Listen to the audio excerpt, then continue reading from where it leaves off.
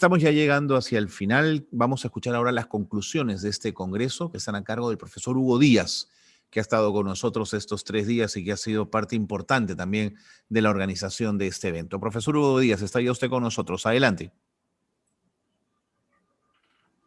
Muchas gracias, Carlos. En realidad lo que voy a tratar de hacer es dar unas conclusiones preliminares porque esta sesión de la tarde ha sido tan rica que la verdad que se pueden aprovechar muchas cosas para enriquecer estas conclusiones que inicialmente preparé, ¿no?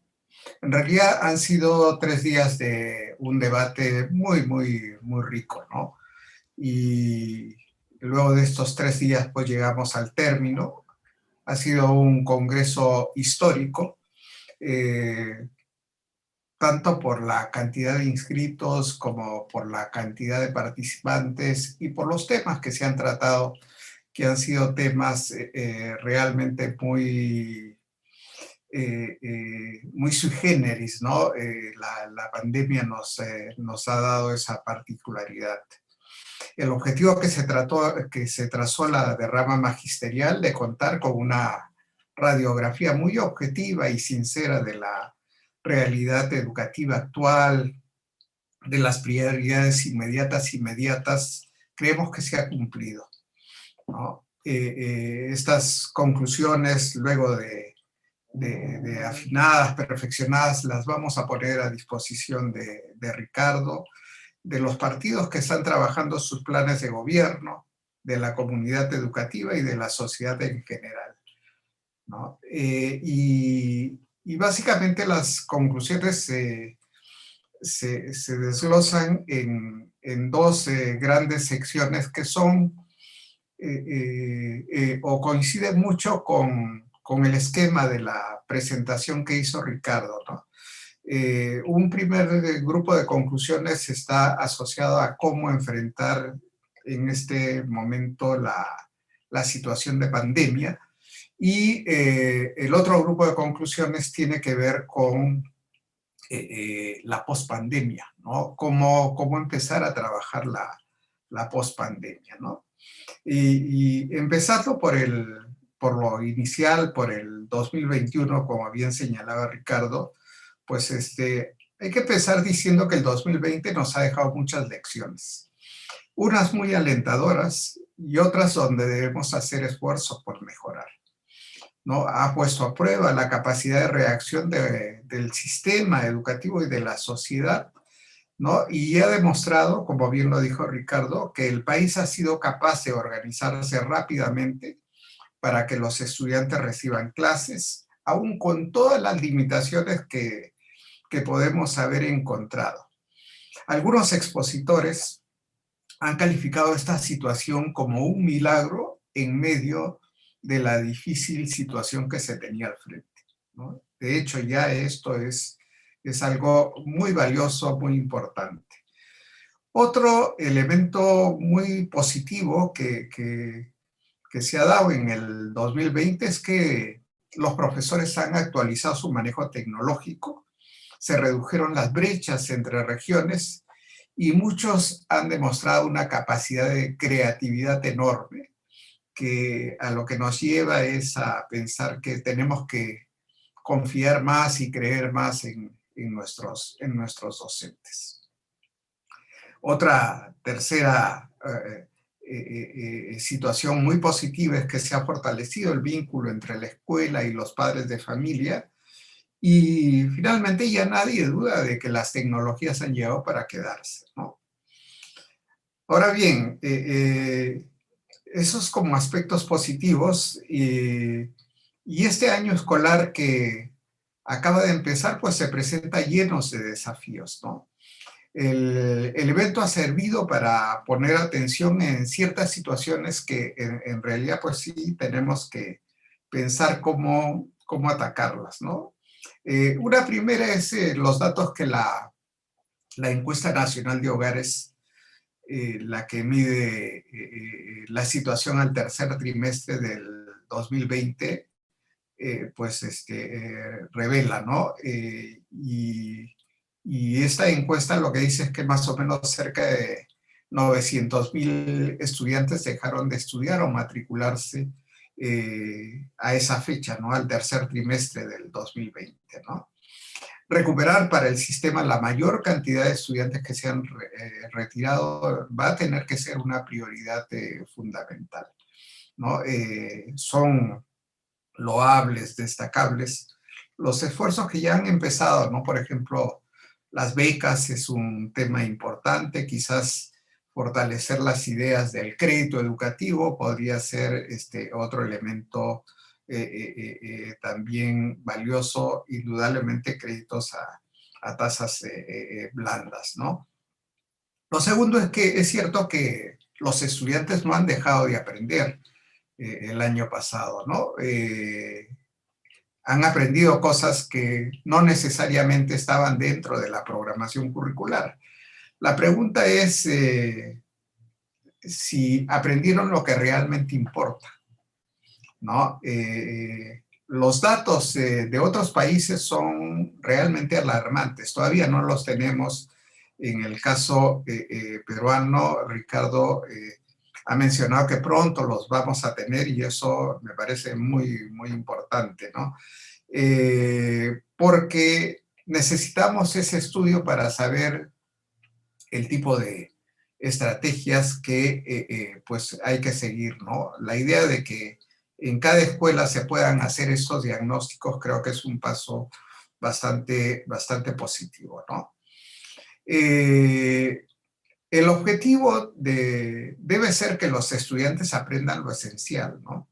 Y las orientaciones curriculares tendrían que ser muy asertivas en ello, ¿no? Estrategias como fomentar las lecturas, por ejemplo, dotar de materiales impresos complementarios, contextualizar aprendizajes para motivar más al estudiante e involucrarlo en su autoaprendizaje, diversificar herramientas de aprendizaje que permitan extender un poco más la jornada escolar, que ha sido un poco limitada a veces por las limitaciones de contenidos que han habido en las plataformas, o porque pues no se podía aprovechar más los espacios de la radio, de la televisión, ¿no?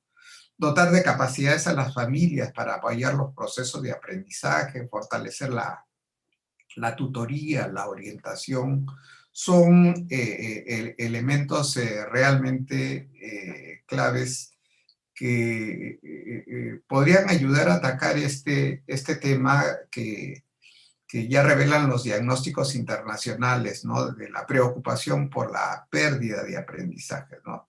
Dado que en el año 2021 todavía va a haber un grupo de escuelas significativas que va a seguir trabajando a distancia, pues lo que hay que evitar es justamente eso, ¿no? De que los estudiantes pues no logren los aprendizajes mínimos deseables, ¿no? Otro elemento que es importante es que en algunos momentos hubo la equivocada idea de que estudiar a distancia significa menos trabajo para los profesores, ¿no? Y eso resulta pues totalmente falso, ¿no? La práctica lo que nos muestra es que el trabajo de los docentes se redobló, como también se redobló algo que quizás ojalá Ricardo nos ayude a corregir, ¿no? Y es que la normatividad, las solicitudes de información a las escuelas y a los docentes ha sido quizás un poco excesiva en circunstancias en donde la comunicación de los docentes con los estudiantes era muy difícil, ¿no? La misma conectividad para la mayor parte de docentes se convirtió en un problema, ¿no? Yo creo que Ricardo le haría un gran servicio a la educación nacional de ver estrategias que permitan reducir a lo indispensable la generación de normas y de pedidos de información, ¿no?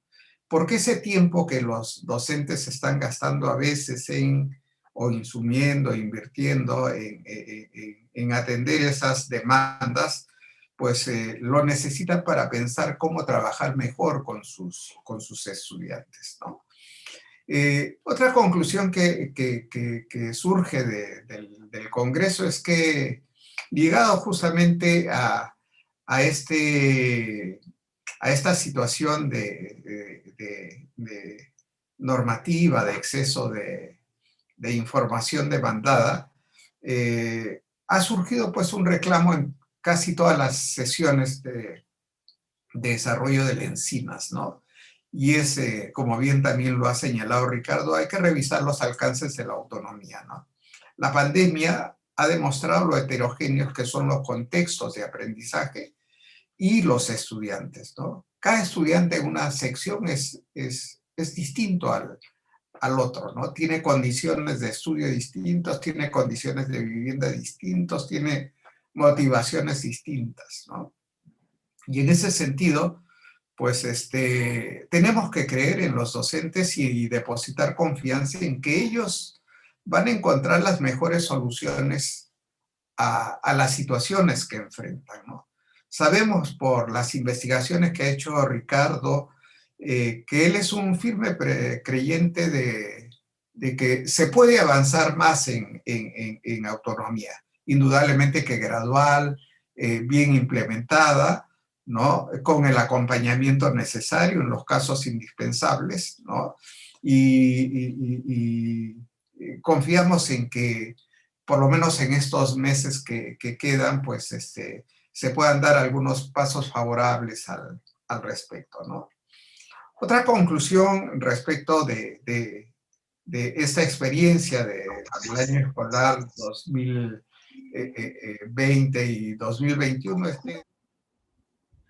Profesor Díaz, hemos perdido su audio. ¿El micrófono está activo? ¿Podría comprobarlo, por favor? Ya, sí, Sí. sí, Adelante, por favor. se desconectó. Sí, adelante. Sí, decía que sabemos del esfuerzo que hace el Ministerio de Educación para fortalecer las plataformas, los contenidos, los esfuerzos por extender el Internet a los estudiantes de zonas rurales alejadas, ¿no? Algo que surgió en el evento ha sido que, siendo valiosas estas herramientas, en realidad no son suficientes, ¿no? Por un lado, también hay mucha pobreza rural, mucha pobreza en la zona marginal urbana, pero no todo es tecnología, como bien también lo reconoce Ricardo, ¿no? Hay que diversificar los recursos de aprendizaje, incluidos los materiales impresos, ¿no?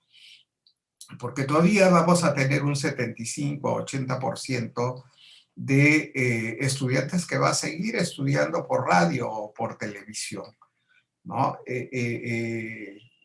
En los planes de adquisiciones del ministerio para los próximos años no se incluyen, por ejemplo, los textos escolares. Sería interesante preguntarse si en un contexto como el que se vive, en el cual los estudiantes, muchos estudian solos y no tienen más recursos, si no valdría la pena reconsiderar la decisión de no adquirir textos escolares, ¿no?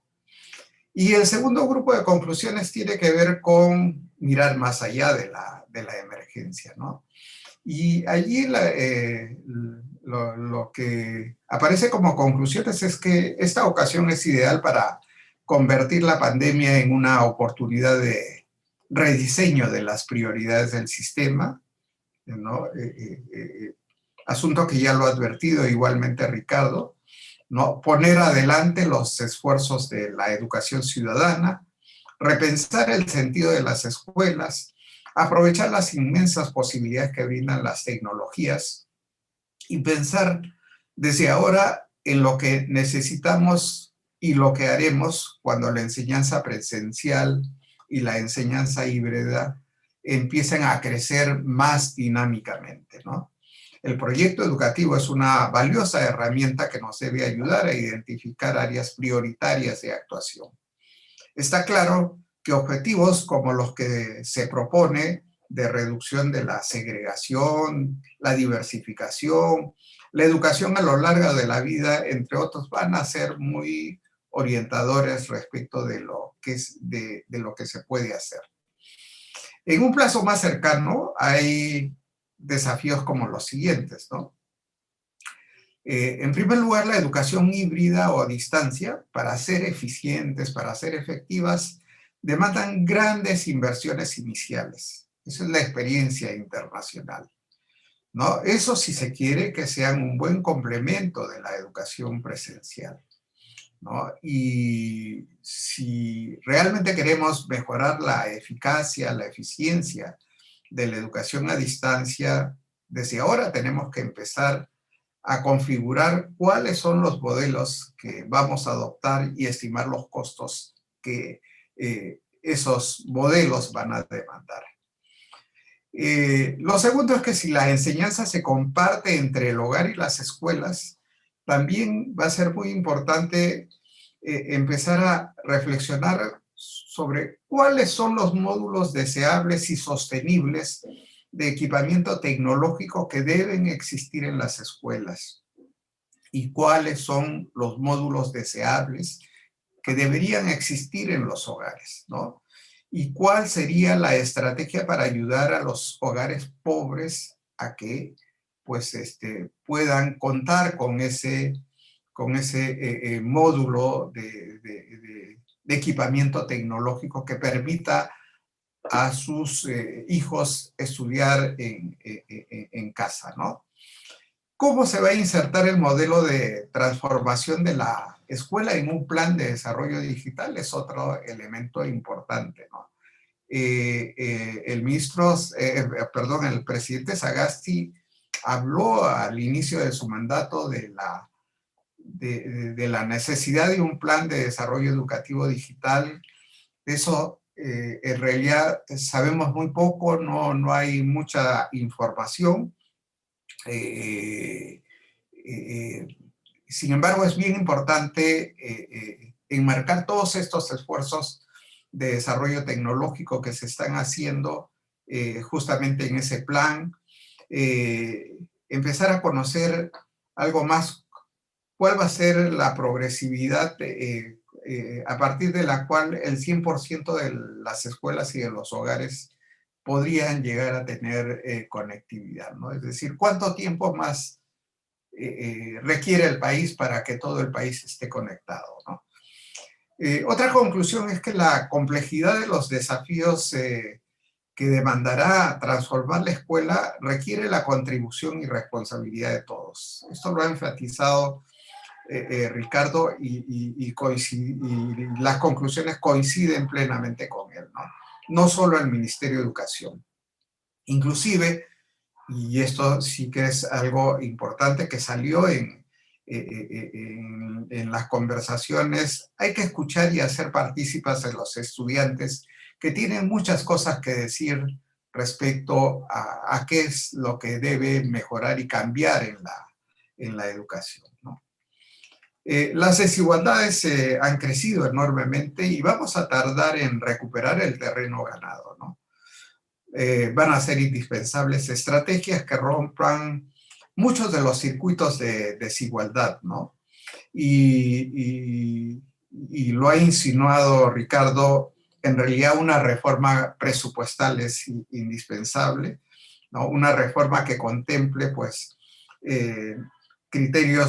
mejores criterios para asignar recursos, sobre todo allí donde realmente se necesita, considerar criterios no solo poblacionales, sino también de complejidad y necesidad territorial.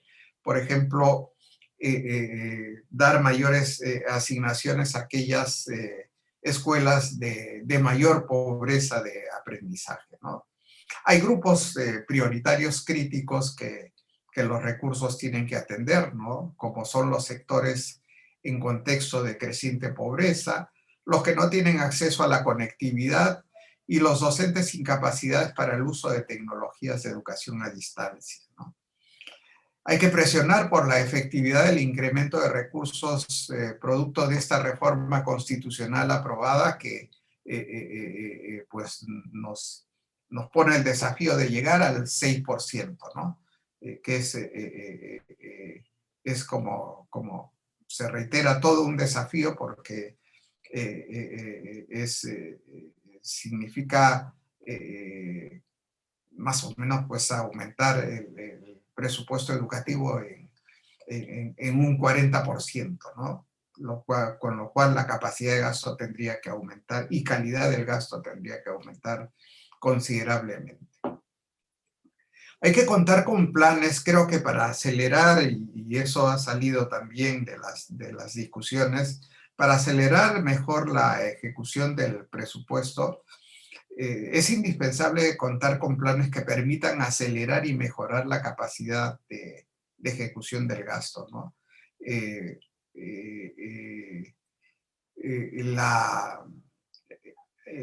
La implementación tecnológica es, como había mencionado, es un elemento que necesita una planificación que por ahora no se la conoce en términos de planificación de largo plazo, ¿no?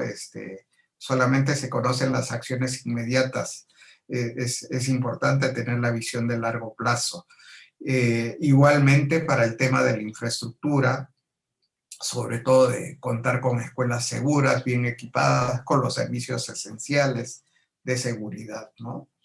Un tema que salió muy claro en el evento ha sido el de la política curricular, ¿no? Repensar sus sentidos, preguntarnos si debemos seguir con un currículum con más énfasis en lo homogéneo, o que sea más diversificado, con evaluaciones que respondan más a criterios estandarizados o a evaluaciones pues, que sean más personalizadas en función de lo que son los talentos y las necesidades de los estudiantes, ¿no? El currículum necesita, en las circunstancias actuales, priorización, incluyendo los contenidos que realmente importan, ¿no? Enfatizar el desarrollo de proyectos de vida, aprendizajes y habilidades pues, que tienen que ver y que están muy asociadas a la sociedad del siglo XXI, ¿no? Y al igual que la reforma curricular, lo que es necesario son metodologías que faciliten el aprendizaje personalizado, ¿no? Y un trabajo, pues, más asociado a estos modelos de enseñanza híbrida y no presencial, para lo cual los alumnos tienen que estar y docentes tienen que estar preparados, ¿no? Casi termino. El papel que deben jugar las innovaciones en el cambio educativo también es un tema que salió muy destacado en el Congreso, ¿no? ¿Cómo hacemos para que las innovaciones pues cobren un ritmo más dinámico y que respondan a un objetivo que es el que hay que innovar para mejorar, ¿no? Para lograr mejores aprendizajes, ¿no? Finalmente, dos recomendaciones rápidas. Una es contar de una vez por todas con una propuesta de largo plazo de reforma de la formación inicial y en servicio que sea muy superior a lo que se viene haciendo actualmente, ¿no? Hay que clarificar y actualizar el perfil de docente que se requiere, ¿no? Y hay que asegurar condiciones básicas de calidad para las instituciones de formación docente. Hemos puesto mucho énfasis, y en la conversación con Ricardo se ha puesto mucho énfasis en la formación inicial. Es correcto, pero además de la formación inicial, recordemos que tenemos 500,000 de profesores en servicio que también necesitan ser actualizados en estos nuevos desafíos que está planteando esta transformación de la escuela, ¿no? Y finalmente, la última recomendación tiene que ver con la reingeniería de la administración, ¿no? La LOF está en camino, posiblemente se apruebe, ¿no? Pero la pregunta ¿es suficiente la LOF, ¿no? ¿O se requiere un programa de fortalecimiento y de desarrollo de la administración mucho más amplio que incluya, por ejemplo, la formación de cuadros de personal en los mejores centros de excelencia del mundo, como se hace en varios países vecinos, la carrera administrativa, la modernización tecnológica, es decir, el tema de la reforma administrativa es un tema mucho más complejo que va más allá de la LOF, ¿no? Termino agradeciendo pues la confianza que me ha dado la derrama de poder colaborar nuevamente en el desarrollo de este Encinas y también agradeciendo a todas aquellas personas que han participado como expositores, como comentaristas, a ti Carlos, que la verdad que has contribuido a que este evento pues sea muy exitoso y en general a todo el personal que ha participado en el desarrollo de esta experiencia que ha sido muy, muy especial y que seguramente ya en los años siguientes se va a repetir. Muchas gracias. A usted las gracias, por supuesto, profesor Hugo Díaz, por haber tendido esas primeras líneas que van a llevar a las conclusiones de lo que será este Congreso Encinas, que además, como ustedes saben, no se queda en Lima y en las redes sociales. Esto luego es llevado a las regiones donde se pone a discusión de maestros y maestras en todas las regiones del Perú. Estamos llegando ya al final. Yo quiero dejar en el uso de la palabra para los agradecimientos respectivos y para la clausura al presidente de Derrama Magisterial, el profesor Luis Espinosa. Profesor. Muy buenas noches. Gracias por esta nueva oportunidad. Bueno, en primer término quiero agradecer a nombre del directorio de la Derrama Magisterial, a nombre del Consejo de Vigilancia, a nombre de la Gerencia General, la Gerencia Administrativa y Financiera, y también a nombre de todos los trabajadores de la Derrama Magisterial, a los maestros y maestras de todo el país y del exterior que han sido parte de este Congreso Internacional, a nuestros conferencistas, a nuestros panelistas, a quienes de una u otra manera, desde la parte no visible, también han hecho posible que esto sea un éxito, al equipo coordinador del presente Congreso, al equipo técnico. Derrama Magisterial comparte la satisfacción del mejor uso de los recursos económicos con un uso eficiente de los mismos, ¿no? Que es una práctica constante en beneficio de nuestros asociados. Por eso la razón de este congreso de ser totalmente gratuito, en un formato totalmente novedoso, en un formato realmente de calidad, que ha permitido que esta conferencia tenga esa trascendencia internacional que tiene a lo largo de sus diversas ediciones. Esta 11ª edición, decía Hugo Díaz, es histórico y definitivamente creo marca el inicio de una nueva forma de hacer congresos, de una nueva forma de debatir, de poner puntos de vista sobre algo que es tan valioso que es la educación.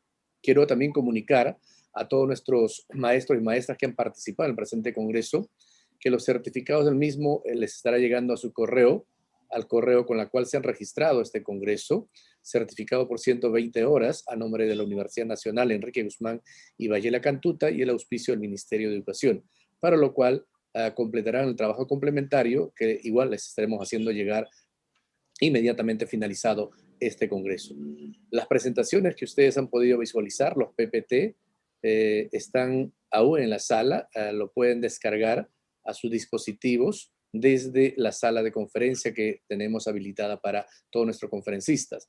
Las mismas conferencias estarán aún en esta sala streaming, a la cual pueden ingresar los maestros y maestras con el mismo código, la misma contraseña, hasta el día lunes. Si hay alguna conferencia que no lo vio completo por X razones, o hay alguna conferencia que usted lo quiere ver a pedazos, digamos, para poder sacar las mejores conclusiones e ideas, aún la puede ver en esta sala ingresando en el transcurso de los siguientes días.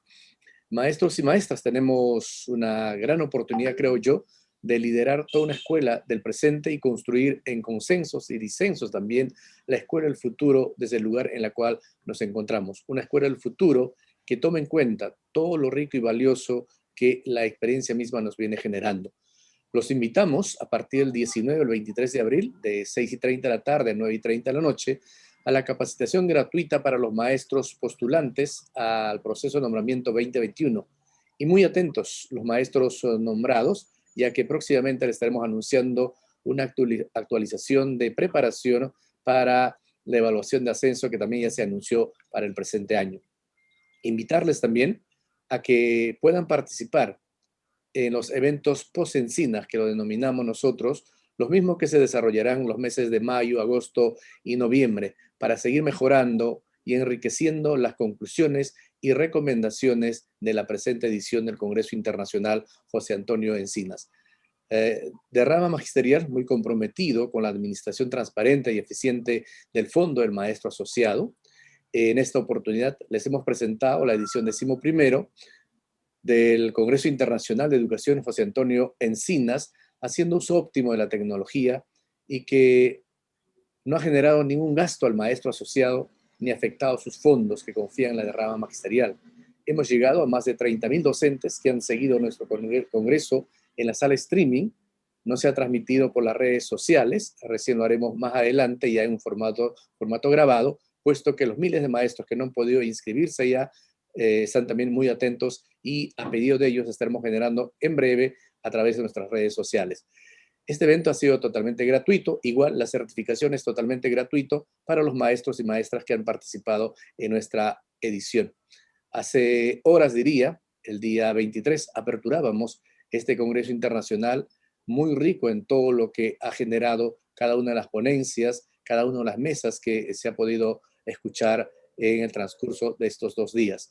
Por lo tanto, solo agradecer a todo el Magisterio Nacional por esa confianza que siguen teniendo y tienen a la derrama magisterial, su entidad previsional. Quiero también agradecer de manera muy especial a Ricardo Cuenca Pareja, ministro de Educación, que aún está en sala con nosotros y vamos a darle el pase a él, por favor, para que tenga bien clausurar esta edición exitosa de la edición número 11 del Congreso Internacional de Educación José Antonio Encinas. De mi parte, muchas gracias. Muy buenas noches. Cuenca, por favor, adelante con la clausura. Muchas gracias al profesor Espinosa, a Hugo por el cierre, como siempre, ordenado. He escuchado la mayor parte y quiero solamente volver a agradecerle a la derrama magisterial por el espacio que genera para la discusión de ideas y el debate con los maestros y con las maestras del Perú. Estoy absolutamente seguro que este Encinas 2021 no solo marcará un parteaguas en la importancia de esta institución, que ya es el Encinas, como lo conocemos cariñosamente, sino que va a permitirnos obtener muchas ideas para poder seguir avanzando por la educación. Nuevamente, mis saludos a la derrama magisterial, a todos los expositores y panelistas. Y como bien dijo Jaume Sarramón ayer, el espacio para volver a leer es también una forma de combatir esta seducción por la tecnología. Muchas gracias. Nuevamente, mi abrazo fraterno y mi respeto a todas las maestras y los maestros del Perú. Seguimos confiando en ustedes. Muchas gracias. Palabras de clausura, entonces, del ministro de Educación, Ricardo Cuenca, y antes las palabras de agradecimiento del presidente de rama magisterial, el profesor Luis Espinosa. Con eso estamos llegando al final de este Encinas 2021.